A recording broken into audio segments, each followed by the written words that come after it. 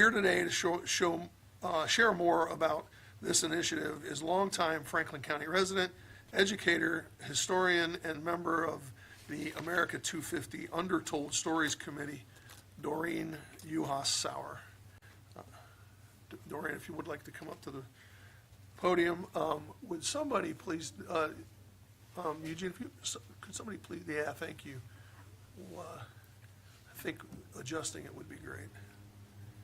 Good morning.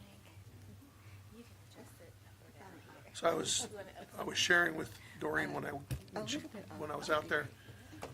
She's been a part of these WOSU, the history of Central Ohio, the neighborhoods. I've been watching her on YouTube for the last, I don't know, month and a half, 2 months, and the stories that WOSU's told, and she's been a part of telling those over the last, I don't know, it's been, more than a decade. All the stories of Central Ohio, I really enjoyed watching those, so thank you for coming today to help us tell this story. No, it is truly a pleasure on my part, and I am so happy I'm honored to be invited. So I do want to wish the commissioners O'Grady and Boyce and Crowley a good morning, and thank you for the invitation.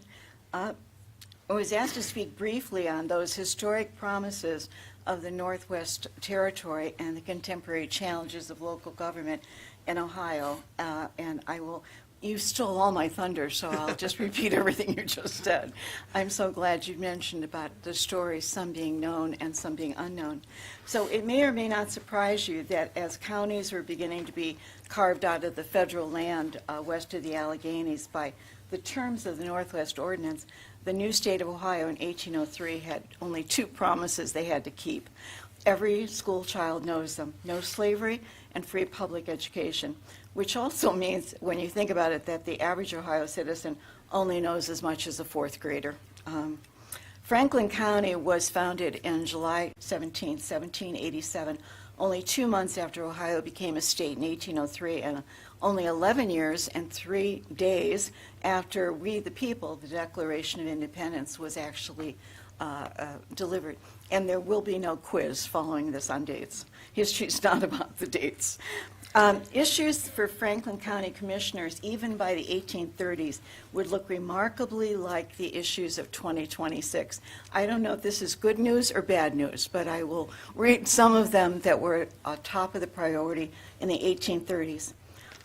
Affordability of housing and food, migrations and immigrations, the unhoused, victims of illness from travel, school funding, transportation upgrades, shortfalls of taxation to address local government needs, the unanticipated effect of rapid industrialization and technology, lack of funding for women, children, and public health, and local solutions to safety and security.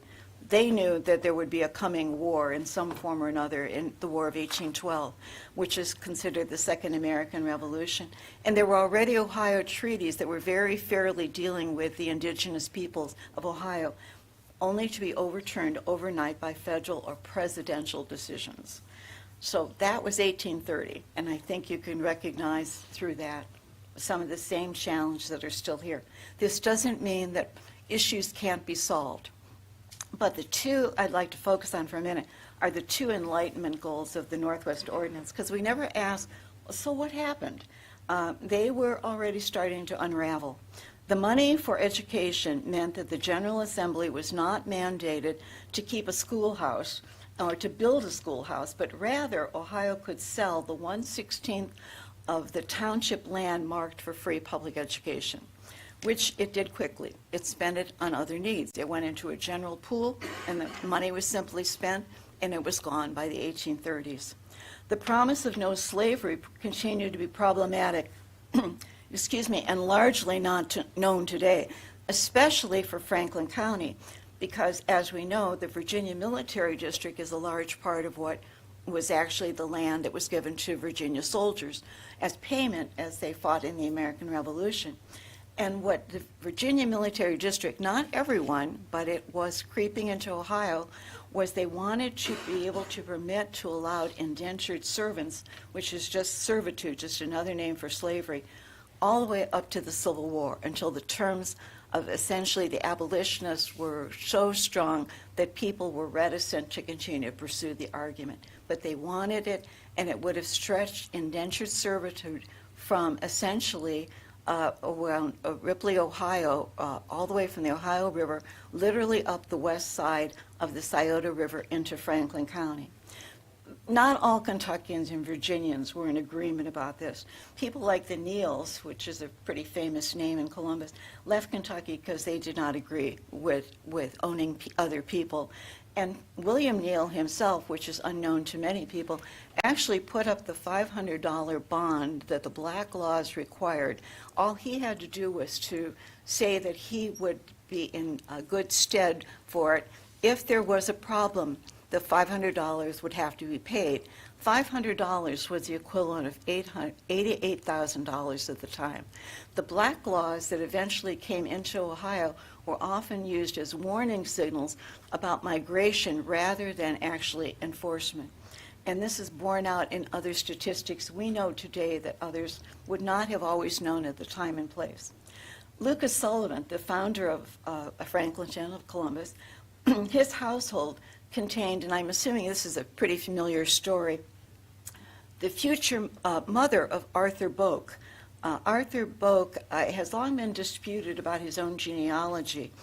His father, however, was a free man from Kentucky, the same town that the Sullivan and Sarah Sullivan, Lucas's wife, came from. In fact, she was essentially always ministered to by plantation slaves. It is on that part of Kentucky. But the mother of Arthur Boak and Arthur's father were married in Kentucky. When Sarah came, she was much younger than Lucas. She brought with her an indentured woman. The indentured woman, however, and this is where the controversy has always been, is that she abandoned her child. She abandoned Arthur pretty much as soon as he was born. But the problem with it is that was recorded purposely as abandoned by Joseph Sullivan, Lucas's youngest son, who was the nearest in age to him, because that she did it purposely. She relinquished parental rights. It was not an abandonment as a foundling in a basket. It was saying, if I am captured, my child will not be a slave. Literally, her act was, we do not know what happened to her, but her act freed her child. So despite the reputation of Ripley and other Manchester and other Pomeroy on the Ohio River as a beacon for the Underground Railroad, slavery continued to be present.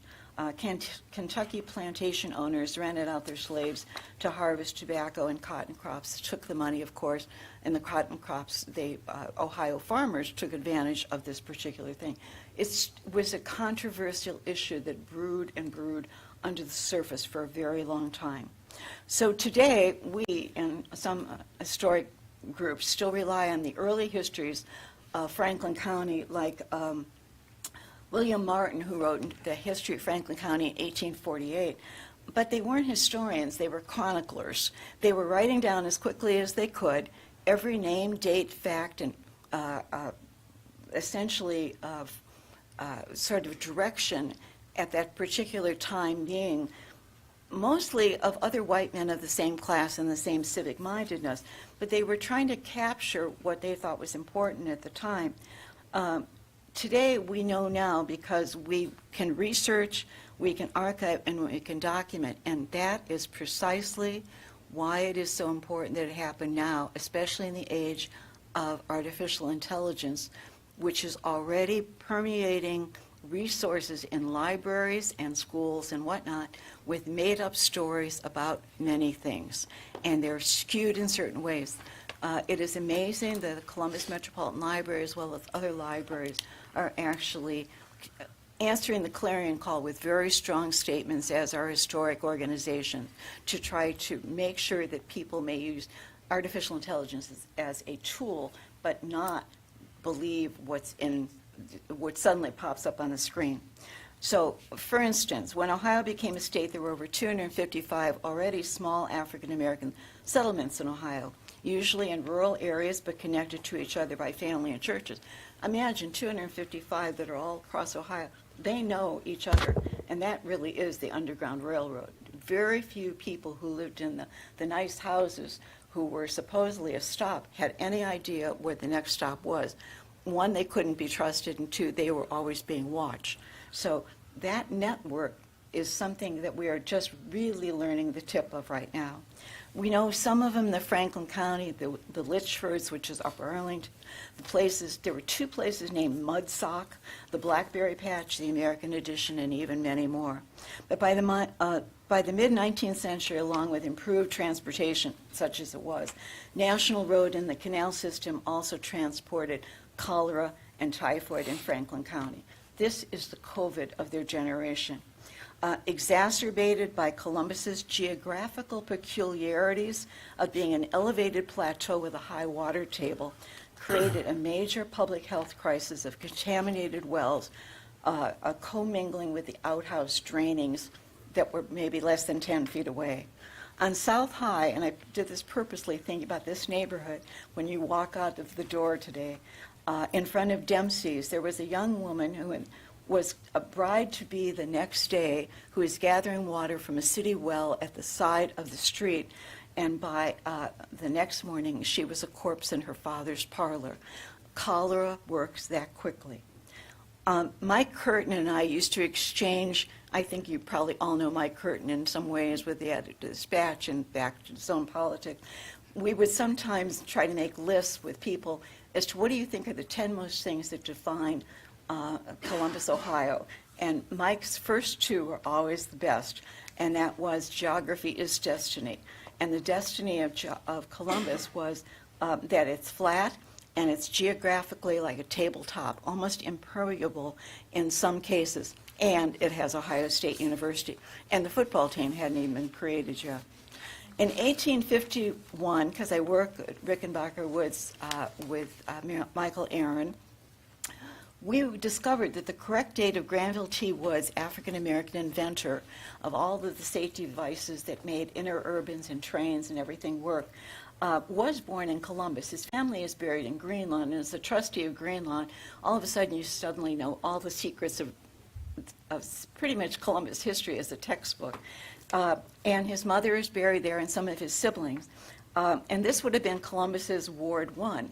But the birth date had been constantly told as 1856, and it was that Spencerian handwriting. Every scholar just said the same thing somebody else did and said, it's 1856. Well, it was 1851, which meant that Granville T. Woods was actually only 4 years difference in age than Thomas Edison. And Thomas Edison, I want to point out, actually lost 2 lawsuits to Granville T. Woods and tried to hire Granville T. Woods, who said no. He wanted to protect what essentially was his own integrity of thought and his own, I want to say, ability to be able to invent and not be somebody with somebody else as a boss. So what was around this area was Ward 1. And Ward 1, we're in it today, was a racially and economically integrated community of next-door neighbors. They were Welsh, they were African American, and they were German, and they all got along. They formed the laboring class. But Columbus prospered in the Civil War, and suddenly things changed. Early industrialization and, frankly, plundering of the resources of southern Ohio, of gas, oil, timber, coal, they made money. They were able to buy the railroads that the federal government was abandoning after the Civil War, and they moved just blocks away, still in Ward 1, but what's sometimes called the new fad of early suburbanization, which is studied by Kenneth Jackson, a New York historian, about the beginning of what he would have called the crabgrass frontier. You move a few blocks away because you have a little bit more money, you have a little bit bigger house, and so a 12-room house with actual hot and cold running water in the oldest part of Columbus, which is Ward 1 and Livingston Avenue, on Oak Street, sold in 1871, within 20 years, for $77,600 when the owner relocated to Chicago, having made his fortune in saloons and restaurants only 3 blocks the other way toward the State House, right around here.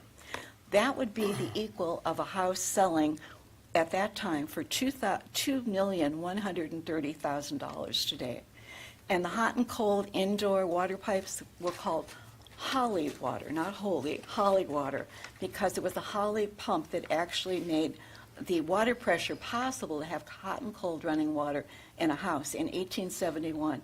And it becomes available that very year that I'm talking about. And suddenly there are 571 customers in the neighborhood who are wealthy enough to get Holly water. Wealth creates prosperity, opportunity, innovation, but not everyone moves forward.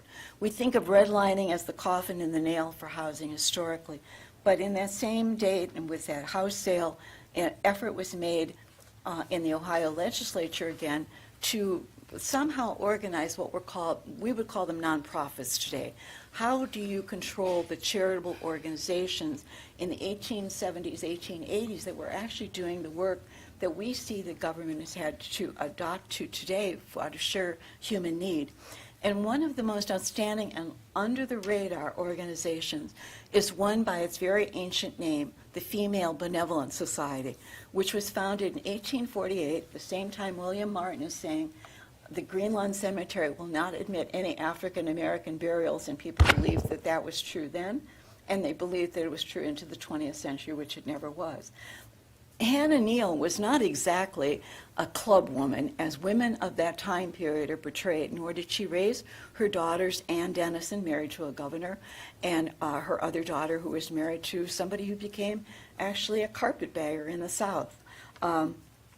She went into jails to protect women and to rescue them, because women at that time were actually put in jails in men's cells. They cohabited in cells together. They were trafficked, they were abused, and she went to court to essentially be able to save them. So that oldest charity still operates today under the rules that were established in the 1800s by the Columbus Foundation, still only there for women, children, orphans. It's a women's organization because of the largeness of William Deschler to support it all. 1.25 million acres of Ohio had already been purchased by New England businessman Jonathan Dayton. He purchased much of Franklin County. It has no relation to Dayton, Ohio, or to other families that are Dayton. But he never came here. He divided and resold all of the land that he made, making even more money.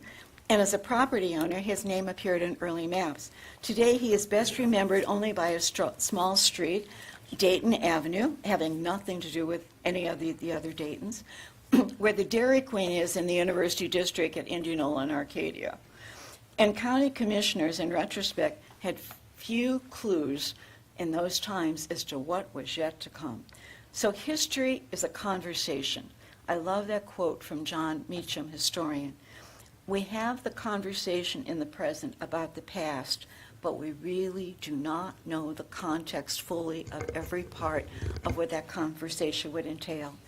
And history does not necessarily repeat itself in patterns. It can be very synchronistic.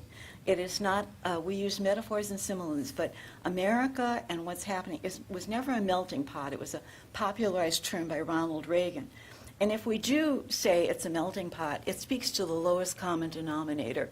It smacks more of we like each other's cuisine, and we like the variety of being able to eat in various ways, and we love taste, but it would never require, and in fact it would fear being considered rude if it's centered around a conversation like, well, who don't you want your children to marry? There's no deep culture that we ever explore. It's all surface culture when you say it's a melting pot. Commissioners, thank you so much for this history, and we're going to make this available for everyone, Commissioners.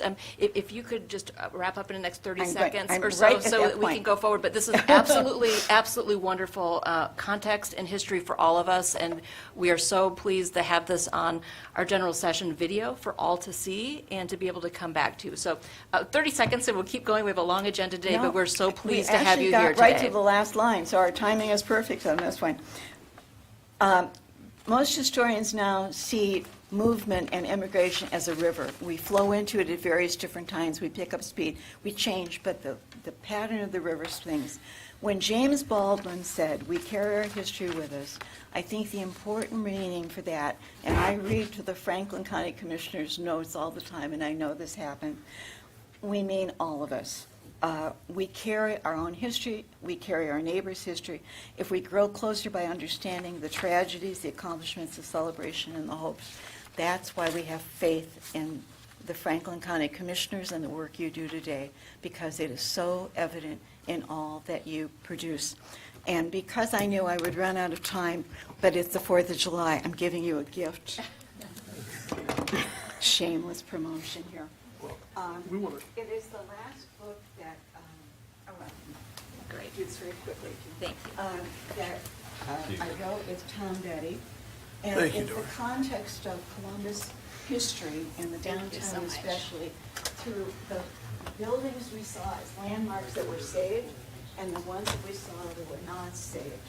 And the crux of the whole book really revolves on such an extensive bibliography that it had to be carried on a website. There was no more room for publishing. So thank you very much. And if I can say one last thing, Commissioner Boyce, every time I see your name, I remember you in a specific incident at Beechcroft, Brookhaven High School, sitting for breakfast with a group of high school students with the Annenberg Foundation in Columbia. Oh, sure. And I was part of it. And you listened to students what they were going to present and study as a problem to be solved. And all 18 high schools were doing this, and that's what I directed. And they solved their problems, and they were never used the history textbook at all. They never looked at the history textbook, and I taught their teachers how not to do it. You did it by doing it. And you were wonderful. You changed lives that day, and I still remember you doing that. And at some other high school over by Cause, Shannon Harden was doing the same thing. So, thank you for all you've done. Thank you. thank you, Doreen.